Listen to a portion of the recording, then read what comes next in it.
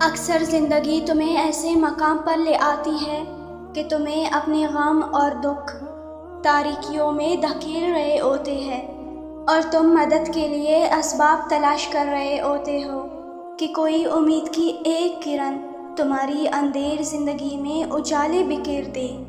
تم مدد کے لیے اللہ کو پکارتے ہو، تمہاری نگاہیں نشانیوں کی تلاش کرتی ہے، اور تمہارا دل سوالات کرتا ہے تم سے کہ اللہ کی مدد آخر کب اور کیسے آئے گی۔ تو سنو، اللہ تعالیٰ نشانی اتارنے کی پوری قدرت رکھتا ہے، وہ معجزوں کا بادشاہ ہے۔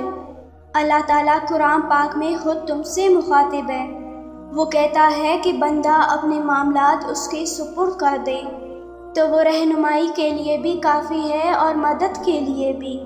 میں جانتی ہوں کہ یہ وقت بہت مشکل ہوتا ہے، مت گمان کرو اپنی دعاؤں کے رد ہونے کا اور اپنی امیدوں کے ٹوٹنے کا۔ صرف اتنا سوچو، وہ ذات جو تمہیں موت بھی دے سکتا ہے اور زندگی بھی، وہ تمہاری زندگی کی ایک ذرا سی ضرورت پوری کیوں نہیں کرے گا؟ نبی کریم صلی اللہ علیہ وآلہ وسلم نے فرمایا، جو چیز تمہیں فائدہ پہنچا سکتی ہے اسے حاصل کرنے کی کوشش کرو اور اللہ تعالیٰ سے مدد مانگو۔ لیکن آج ہماری بے بسی ہمیں ڈپریشن میں لے گئی ہے۔ آخر مومن کو کیسے ڈپریشن ہو سکتا ہے؟ اللہ والے کو کیسے ڈپریشن ہو سکتا ہے؟ تم نے پہاڑ زمین ایک کر دیے، ماضی کا ریفرنس ہے تمہارا۔ تم کیوں گھبرا گئے؟ تم کیوں مایوس ہو گئے؟ آخر تمہیں ڈاؤٹ کیوں ہو گئے؟ جبکہ پہلا جملہ اللہ تعالیٰ قرآن میں کہتا ہے، انسان اور بندے کا تعلق قائم ذالک الکتاب لا ریب فیہ سے ہوتا ہے۔ ہم کیوں شک میں آ گئے؟ تم جانتے ہو اللہ اپنے بندے کی مدد تب کرتا ہے جب تم مایوسی کے بجائے اللہ پر یقین رکھتے ہو، اس امید کے ساتھ کہ وہ الیقین تمہارے حالات کو جب چاہے بدل دے۔ اللہ تعالیٰ قرآن پاک میں فرماتا ہے، انہوں نے صبر کیا یہاں تک کہ انہیں ہماری مدد پہنچی۔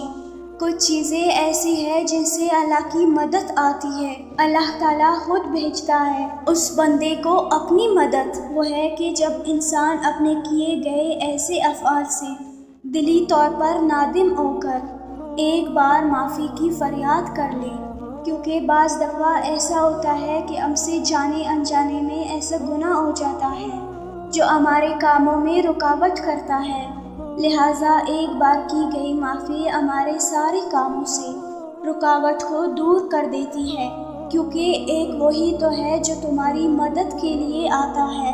کیا تمہارے زمینی آسرے تمہارے کسی کام آئے؟ یاد رکھو، وہ اپنی مدد مرحلہ وار تم پر بھیجتا ہے، وہ تمہیں مدد بھیجتا چلا جائے گا اور تم اپنے دل میں سکینت محسوس کرو گے انشاءاللہ۔